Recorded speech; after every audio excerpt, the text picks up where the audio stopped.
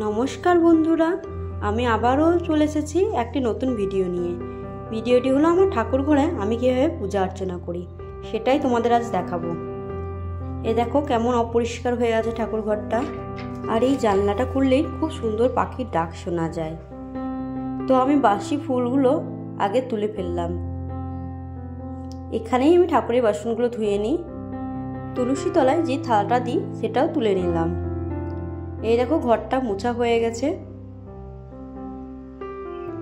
আর আমি প্রত্যেক দিনই এই তুলসী তলাটাও ভালো করে ধুই। পুজো অর্চনাটা ঠিক নিজের মন থেকে যতটা আসে আমি ঠিক ততটাই করি। ওটাতেই মনে হয় ঠাকুর সন্তুষ্ট বেশি হয়। আমি ঠাকুরের বাসনগুলো ধুয়ে নিলাম। কিছুক্ষণ পরে দেখি ঘরটা এসে শুকিয়ে গেছে। তো আমি আজ বৃহস্পতিবার ছিল যেহেতু, তাই আমি ঠাকুরগুলো মুছে নিলাম।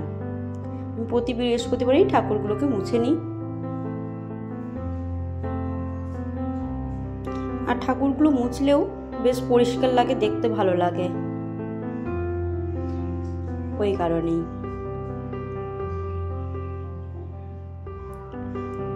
তো ঠাকুর মোছার সঙ্গে সঙ্গে আমি ঠাকুরের এই পাতা কাপড়টাও পাল্টিয়ে দিই। ওটা সার্ফ দিয়ে কেচে নিই, পরে তো এটা পেতে দিই।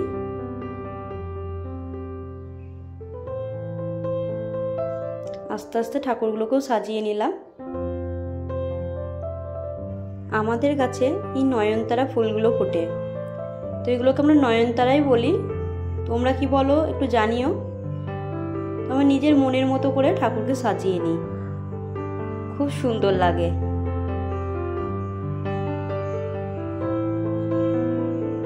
তো এই দেখো সমস্ত ঠাকুরকে ফুল দিয়ে সাজানো হয়ে গেছে। এবার যেটুকু পারি ঠাকুরকে একটু নকুলদানা হোক, বাতাসা হোক, যেটুকু পারি সেটুকুই দিই। আজকে ছিল না সেরকম কিছু, তো নকুলদানা দিয়ে পুজো দিচ্ছি। আর আমি তুলসী তলায় থালা ও গ্লাস রেখেছি একটা কারণেই, যে ওখানে পিঁপড়ে লেগে যেত, তো গাছটা মরে যেত। তো সেই জন্য আমি থালাটাই ওখানেই ব্যবহার করেছি, পাখিতে এসে খেয়ে যায়। আর আমি প্রতি বৃহস্পতিবার, মঙ্গলবার, শনিবার সিঁদুর লাগাই ঠাকুরকে। আগেই বলেছি যখন আজকে বৃহস্পতিবার, তো একটু আলপনা দিচ্ছিলাম। প্রতি বৃহস্পতিবারে আমি মা লক্ষ্মীর পা আঁকি, তো যেটুকু পারলাম তাড়াহুড়োর মধ্যে দিয়ে একটু দিলাম।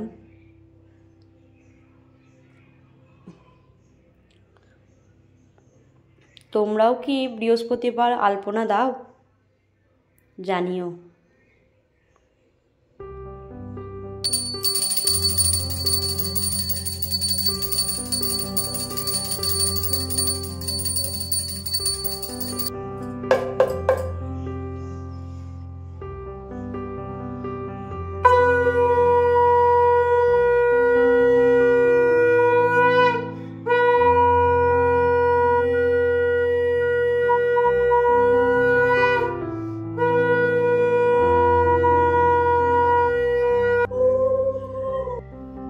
আমি এভাবেই প্রতিদিন পুজোটা সম্পূর্ণ করি নিজের মনের মতো করে। তো আমার ভিডিওটি কেমন লাগলো প্লিজ সবাই একটু জানিও।